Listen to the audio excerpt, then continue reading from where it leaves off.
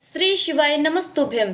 प्रिय श्रोताओं, आप सबका हार्दिक स्वागत है आज की वीडियो में। आज आप श्रवण करेंगे श्रावण मास महात्म्य कथा 8वां अध्याय।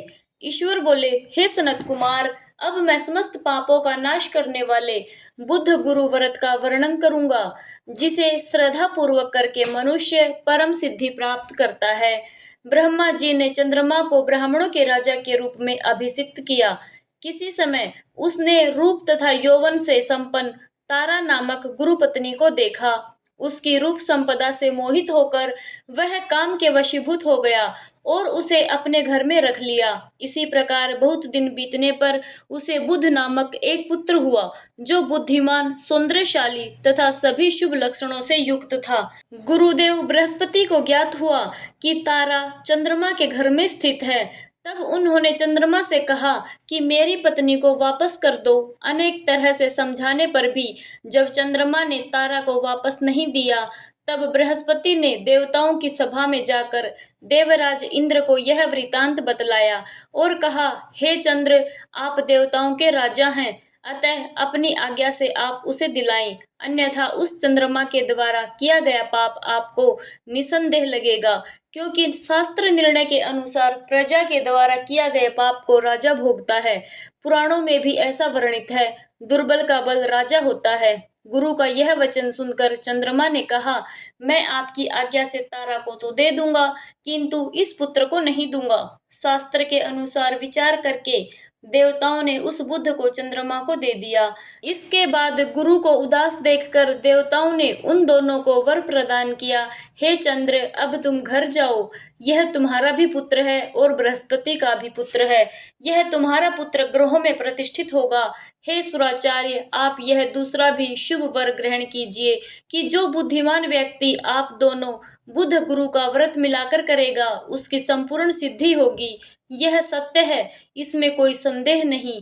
शंकर जी के लिए अत्यंत प्रिय इस श्रावण मास के आने पर जो लोग बुधवार तथा बृहस्पतिवार को पूजन करेंगे, उन्हें सिद्धि प्राप्त होगी। इस व्रत में दही तथा भात का नैवेद्य व्रत सिद्धि में मूल हेतु है। स्थान भेद से आप दोनों की मूर्ति लिखकर पूजन करने से भिन्न भिन्न फल प्राप्त होता है। यदि कोई हिंडोले के ऊपर स्थान पर आप दोनों की मूर्ति लिखकर पूजन करें, तो वह सर्वगुण संपन्न तथा दीर्घायु पुत्र प्राप्त करेगा। यदि मनुष्य कोषागार में मूर्ति को लिखकर पूजन करता है, तो उसके कोष बढ़ते हैं और वे कभी क्षय को प्राप्त नहीं होते। इसी प्रकार पाकालय में पूजन करने से पाक वृद्धि और देवालय में पूजन करने से उनकी कृपा प्राप्त होती है। शय्यागार में लिखकर पूजन करने से स्त्री का वियोग कभी नहीं होता। धान्यगार में लिखकर पूजन करने से धान्य की वृद्धि होती है। इसी प्रकार मनुष्य उन फलों को प्राप्त करता है। इस प्रकार 7 वर्ष तक करने के बाद उद्यापन करना चाहिए। उद्यापन से पहले दिन अधिवासन करके रात्रि में जागरण करना चाहिए। स्वर्ण की प्रतिमा बनाकर विधि पूर्वक 16 उपचारों से पूजन करने के पश्चात तिल, घृत, चारु और अपामार्ग तथा अश्वत्थ से युक्त समिधाओं से होम करना चाहिए। अंत में पूर्णाहुति देनी चाहिए। उसके बाद मामा व भांजे को प्रियतन पूर्वक भोजन करवाना चाहिए। इसके बाद ब्राह्मणों को तथा अन्य लोगों को भी भोजन करवाना चाहिए। स्वयं भी भोजन करना चाहिए। इस विधि से 7 वर्ष तक करने पर मनुष्य सभी मनोरथों को प्राप्त कर लेता है। जो इसे विद्या की कामना से करता है, वह वेद व शास्त्र के अर्थों को जानने वाला हो जाता है। बुद्ध बुद्धि प्रदान करते हैं और गुरु बृहस्पति गुरुता प्रदान करते हैं। सनत कुमार बोले, हे भगवान, आपने जो यह कहा कि इस अवसर पर मामा तथा भांजे को भोजन करवाना चाहिए, यदि बताने योग्य हो तो इसका कारण भी बताइए। ईश्वर बोले, हे सनत कुमार, पूर्व काल में अत्यंत दीन तथा दरिद्र कोई 2 ब्राह्मण थे। वे दोनों मामा भांजे थे। उधर पूर्ति हेतु परिश्रम पूर्वक भ्रमण करते हुए वे दोनों किसी नगर में अन्न मांगने के लिए गए थे।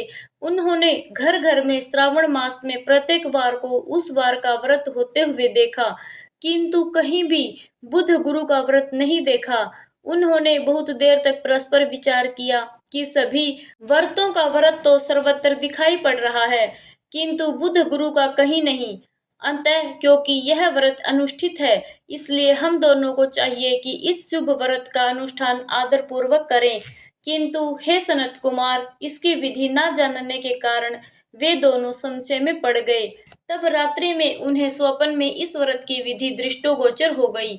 इसके बाद उन्होंने उसी विधि के अनुसार व्रत को किया, जिससे उन्होंने अपार संपदा प्राप्त की। प्रतिदिन उनकी संपत्ति बढ़ने लगी और सभी लोगों को ज्ञात भी हो गई। इस प्रकार 7 वर्ष तक करके वे पुत्र व पौत्र आदि से संपन्न हो गए। उसके बाद उनके ऊपर प्रसन्न होकर बुद्ध व गुरु प्रकट हुए और उन्होंने उन दोनों को यह वर दिया, आप दोनों ने हम दोनों के निमित्त इस व्रत को प्रवर्तित किया है, अतः आज से कोई भी इस शुभ व्रत को करे, उसे व्रत की समाप्ति पर मामा तथा भांजे को प्रियतन पूर्वक भोजन करवाना चाहिए। इस व्रत के प्रभाव से उसे सभी कामनाओं की परम सिद्धि हो जाती है और अंत में चंद्र सूर्य पर्यंत उसका हमारे लोक में वास होता है। इसी प्रकार श्री स्कंद पुराण के अंतर्गत ईश्वर सनत कुमार संवाद में श्रावण मास महात्म्य में बुद्ध गुरु व्रत कथन नामक 8वां अध्याय संपूर्ण हुआ। बोलिए श्री शिव शंकर भगवान की जय, पार्वती माता की जय, गुरु बृहस्पति देव की जय।